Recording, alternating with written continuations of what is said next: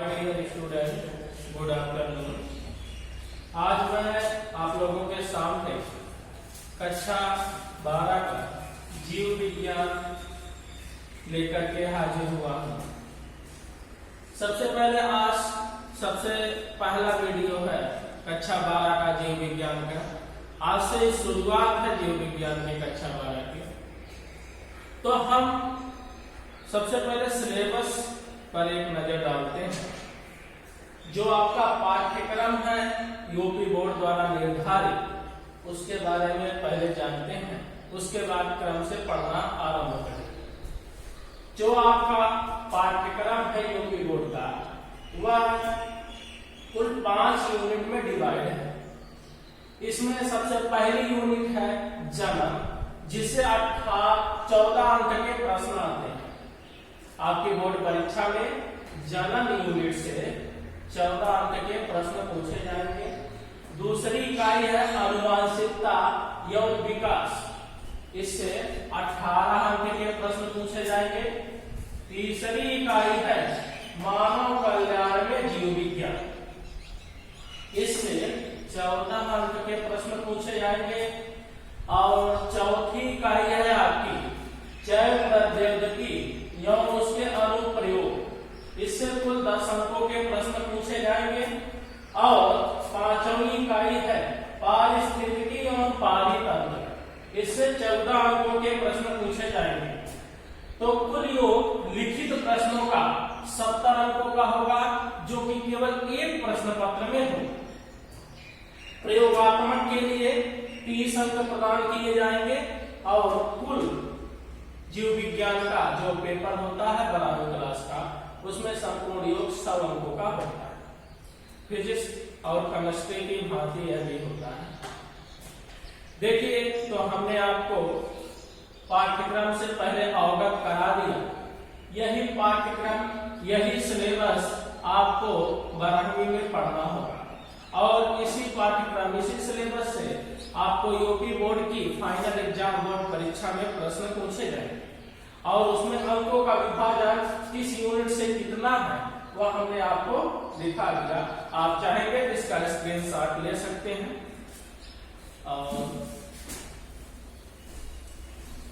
अब हम पहली यूनिट आरंभ। देखिए, जो आपकी पहली यूनिट है जनन, इस यूनिट के अंतर्गत इस यूनिट को कुछ 4 चैप्टरों में बांट दिया गया है। इस यूनिट के तहत कुल 4 अध्याय आपको पढ़ने होंगे। पहला जीवों में जनन, दूसरा पुष्पीय पौधों में लैंगिक जनन, तीसरा मानव जनन और चौथा जनन स्वास्थ्य। इस यूनिट को 4 पार्ट में डिवाइड कर दिया गया है। और इसी प्रकार से सभी यूनिटों को अलग अलग पार्टों में डिवाइड किया गया है। कुल 5 यूनिट है और सभी यूनिट के अंतर्गत 2, 3 अथवा 4 पार्ट डिवाइड किए गए। तो सबसे पहले हम शुरू करते हैं यूनिट 1 का, यानी इकाई 1 जनन का सबसे पहला चैप्टर जीवों में जनन। सबसे पहले हम शुरू करते हैं जीवों में जनन। देखिए, सबसे पहले हम आरंभ करते हैं अध्याय 1 का जीवों में जनन। तो इसमें सबसे पहले जानते हैं कि जनन है, व्हाट इज ए रिप्रोडक्शन। जनन आखिर किसे कहते हैं, रिप्रोडक्शन आखिर है क्या। तो जनन जीवधारी द्वारा अपने ही समान नई संतति को जन्म देना ही जनन कहलाता है। प्रत्येक जीवधारियों में यह एक विशिष्ट गुण होता है कि वह अपने ही समान नई संतति यानी नई संतान को जन्म दे सके। तो जनन की परिभाषा बहुत सिंपल है, आप इसे एक लाइन में ही परिभाषित कर सकते हैं। जीवधारियों द्वारा अपने ही समान नई संतति को जन्म देना जनन कहलाता है। एनसीईआरटी संतति शब्द काम में लेता है। आप संतान भी कह सकते हैं, आपकी इच्छा पर निर्भर होता है। अब जनन की आवश्यकता क्या है। जनन की सबसे प्रथम आवश्यकता। इसलिए जनन आखिर क्यों जरूरी है सभी जीवों के लिए? तो जनन इसलिए जरूरी है कि अपनी जाति के समान अपनी जाति की सत्ता प्रकृति में बनाए रखने के लिए। जनन अगर प्राणी करना बंद कर दे तो उसकी जाति आगे चल करके इस पृथ्वी से सदैव के लिए समाप्त हो जाए।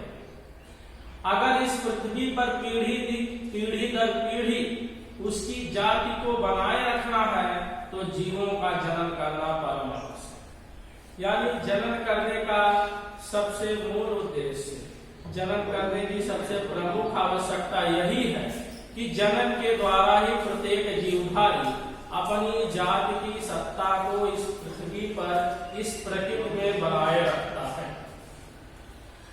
देखिए, जब हम बात करते हैं अनिवार्य और आवश्यक प्रक्रियाओं के बारे में तो उसमें नाम लिया जाता है अनिवार्य प्रक्रिया। जनन एक अनिवार्य प्रक्रिया के अंतर्गत नहीं। अगर कोई भी जीवधारी जनन नहीं करेगा तो वह मर नहीं जाएगा, उसका जीवन समाप्त नहीं हो जाएगा, परंतु यह जरूर है कि उसकी आने वाली पीढ़ियां सदैव के लिए विलुप्त हो सकती। और इसीलिए जनन परम आवश्यक है ताकि आने वाले समय में उस जाति की निरंतरता सदैव के लिए बनी रहे। जैसे आज कई जातियां पृथ्वी पर केवल इसलिए विलुप्त हो गए क्योंकि उन्हें जनन के अवसर नहीं मिले, और इस कारण से वे जातियां आज पृथ्वी पर हमेशा हमेशा के लिए विलुप्त हो चुकी हैं।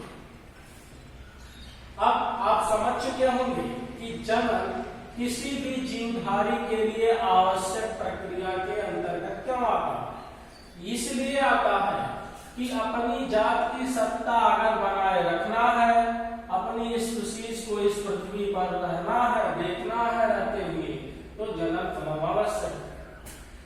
अब हम बात करते हैं कि जनन के प्रकार की।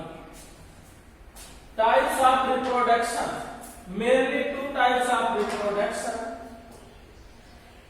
देखिए, जनन के प्रकार, जनन मुख्यतः 2 प्रकार के होते हैं। यानी प्रत्येक जीव इस संसार में जितने भी प्राणी हैं वे 2 ही प्रकार से जनन प्रक्रिया को करते हैं। जनन या तो अलैंगिक जनन होता है या तो लैंगिक जनन होता है। यानी जनन क्रिया के 2 स्वरूप होते हैं, या तो अलैंगिक जनन या तो लैंगिक जनन। इस प्रकार हम कह सकते हैं जनन की 2 विधियां होती हैं, अलैंगिक जनन और लैंगिक जनन। Asexual reproduction and sexual reproduction. अब हम एक दोनों जननों के बारे में बात करेंगे, यानी जनन की दोनों विधियों के बारे में बात करेंगे। सबसे पहले हम बात करेंगे अलैंगिक जनन के बारे में, यानी एसेक्सुअल रिप्रोडक्शन है क्या।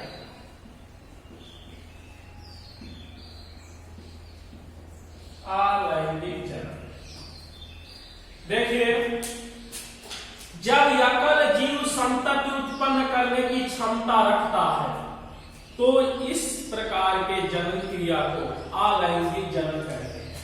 एकल जीव का तात्पर्य है अकेला जीव। जब एकल जीव अपने ही समान नई संतति को जन्म देने की क्षमता रखता है, यानी जब एकल जीव द्वारा जन्म हो तो उस क्रिया को हम अलैंगिक जनन कहते हैं। और अलैंगिक जनन के फलस्वरूप, याद रखिएगा, ये बार बार क्वेश्चन पूछा जाता है, अलैंगिक जनन के फलस्वरूप उत्पन्न होने वाली संतान बिल्कुल हूबहू अपने जनक के समान ही होती है। क्यों? क्योंकि इसमें आनुवांशिकता इतनी ज्यादा, आनुवांशिक रूप से इतने ज्यादा समान होते हैं कि उनमें कोई अंतर विशेष तौर पर दिखाई नहीं देता। यानी अलैंगिक जनन की सबसे खास बात यही है कि इस जनन प्रक्रिया से उत्पन्न होने वाली संतानें अपने जनकों के बिल्कुल समान होते हैं, आप उसमें डिफरेंस ज्यादा नहीं कर पाएंगे। और अलैंगिक जन्म है क्या, एक बार पुनः देखेंगे। जब यकर जीवों द्वारा नई संतति की उत्पत्ति होती है तो इस प्रक्रिया को अलैंगिक जनन कहते हैं। यानी हम यूं समझ सकते हैं कि अलैंगिक जनन के लिए केवल अकेला जीव ही पर्याप्त होता है, इसमें दो जीवों की आवश्यकता नहीं होती। अब देखिए अलैंगिक जनन किन प्राणियों में संभव है, तो अलैंगिक जनन मूलतः पादपों, इसके अलावा सरलतम संघ के जीवों यानी सरल संरचना वाले जीवों और पौधों में अलैंगिक जनन पाया जाता है। यानी जिसका स्ट्रक्चर बहुत सिंपल हो, सरल संरचना वाले पादप एवं जीव।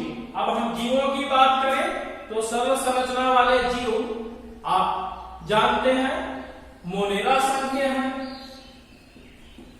इन्हें सरल संरचना के जीव कहा गया है क्योंकि इनकी उत्पत्ति सबसे पहले हुई थी। उसके बाद प्रोटिस्टा है,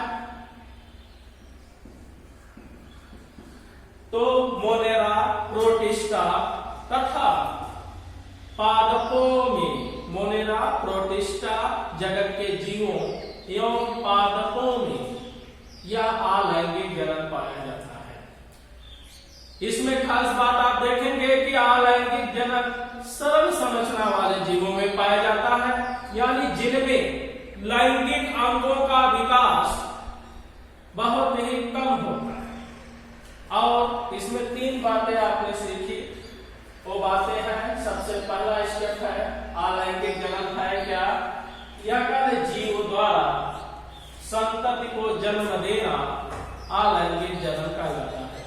यानी अलैंगिक जनन के लिए एकल जीव ही पर्याप्त होता है, इसमें दो जीवों की आवश्यकता नहीं होती है। पहला स्टेप आपने ये सीखा। दूसरा स्टेप ये आपने सीखा कि अलैंगिक जनन के फलस्वरूप उत्पन्न होने वाली संतानें बिल्कुल हूबहू अपने जनकों के समान होती है। यह एनसीईआरटी का प्रश्न है, याद रखिएगा। ये पूछा गया है कि किस जनन प्रक्रिया द्वारा उत्पन्न होने वाली संतानें बिल्कुल अपने जनकों के समान होती हैं, तो अलैंगिक जनन के फलस्वरूप उत्पन्न होने वाली संतानें हूबहू बिल्कुल अपने जनकों के समान होती है। दूसरा पॉइंट आपने सीखा। तीसरा, अगर आपसे कोई उदाहरण पूछे कि अलैंगिक जनन मूलतः किस प्रकार के जीवों या पौधों में संभव है, तो आप यह बोलेंगे कि अलैंगिक जनन मूलतः सरल संरचना वाले पादपों तथा सरल संरचना वाले जीवों में संभव है, जैसे मोनेरा जगत, प्रोटिस्टा जगत के जीवों में। मोनेरा में आप जानते हैं किनको रखा गया है, बैक्टीरिया, आर्कियोबैक्टीरिया, साइनोबैक्टीरिया। प्रोटिस्टा में आप जानते हो अमीबा, पैरामीशियम, इन सबको रखा गया क्योंकि इनकी संरचना सरल होती है, इसलिए सरल संरचना के कारण इनमें अलैंगिक जनन पाया जाता है। अब हम चर्चा करेंगे दूसरे जनन प्रक्रिया जिसका नाम लैंगिक जनन है, यानी सेक्सुअल रिप्रोडक्शन। लैंगिक जनन कौन सी विधि है? अब इसमें देखिएगा कि यहाँ का उल्टा यहाँ पे है। अलैंगिक जनन में एकल जीवों द्वारा नई संतति का निर्माण होता है, जबकि लैंगिक जनन के लिए विपरीत लिंग वाले जीवों की आवश्यकता होती है और दो जीवों की आवश्यकता। तो इसमें खास बात आप यहाँ ऐसे याद करेंगे कि लैंगिक जनन के बारे में ऐसे याद करेंगे कि विपरीत लिंग के द्वारा होने वाली जनन क्रिया को हम लैंगिक जनन कहते हैं। विपरीत लिंग के द्वारा होने वाली जनन क्रिया को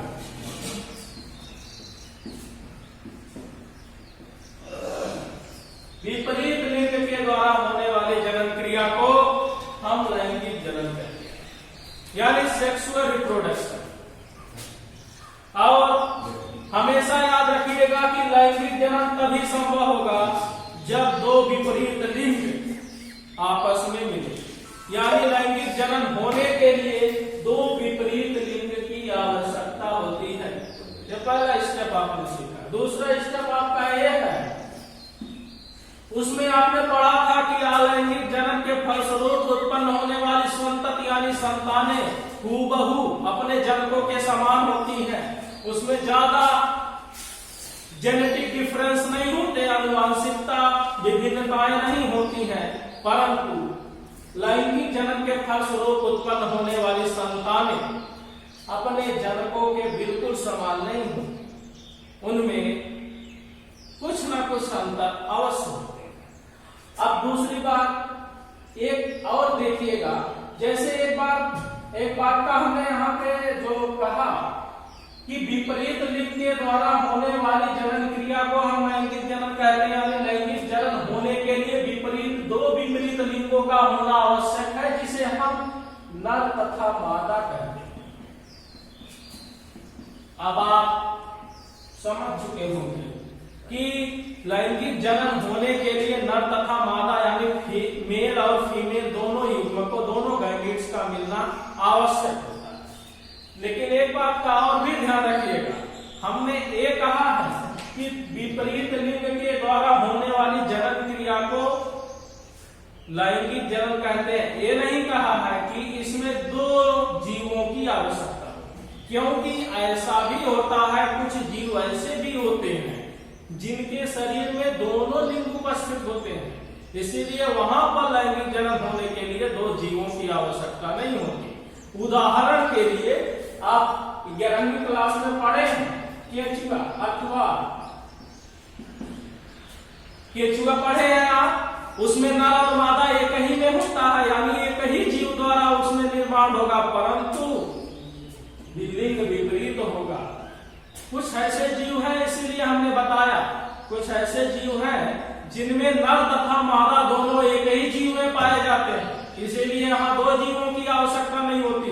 दो जीवों की आवश्यकता उस स्थान पर होगी जहां पर एक जीव में केवल एक ही लिंग उपस्थित होगा, जैसे मनुष्य। आप देखिए इसमें यहां पर एक बात आपको और भी ध्यान देना होगा कि इसी प्रकार से प्राणियों का विभाजन, लैंगिक जनन करने वाले प्राणियों का विभाजन दो रूपों में कर दिया गया, एक लिंगी प्राणी और दो लिंगी प्राणी, यूनिसेक्सुअल एंड बाइसेक्सुअल।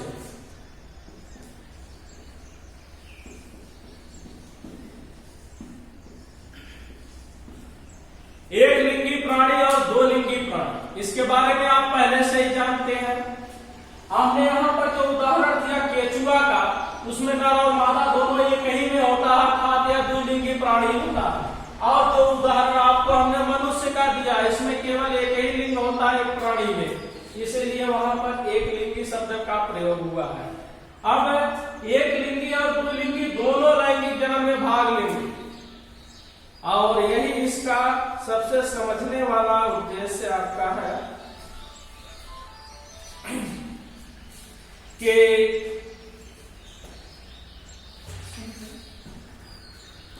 देखिए आपके सिलेबस में एक लिंगी और दो लिंगी जीवों के बारे में पढ़ना है। तो एक लिंगी की परिभाषा हमने बताया कि वे जीवधारी जो केवल एक ही लिंग धारण करते हैं, चाहे वो नर चाहे मादा, दोनों में से केवल एक ही लिंग धारण करते हैं। ऐसे प्राणियों को हम एक लिंगी प्राणी कहते हैं। सब मनुष्य, गाय, बकरी, घोड़ा, मनुष्य आदि, ये सब एक लिंगी प्राणी। और द्विलिंगी वे प्राणी हैं, वे जीवधारी जो नर तथा मादा दोनों धारण करते हैं, उन्हें हम द्विलिंगी प्राणी कहते हैं। दोनों युग्मकों को धारण करने वाले होते हैं, दोनों गैमेट्स को, नर और मादा दोनों को, इसीलिए इन्हें किसी दूसरे संगम या साथी की खोजने की आवश्यकता नहीं होती है। इनके उदाहरण हैं स्पर्म, टेपवार, बकवार, केचुआ, जो। अब आप होमवर्क में कुछ द्विलिंगी प्राणियों के और नाम तथा एक लिंगी प्राणियों के और नाम पढ़िएगा। इसके अलावा और अलैंगिक जनन की विधियों के बारे में पढ़िएगा। अब शेष अगली बार। Thank you.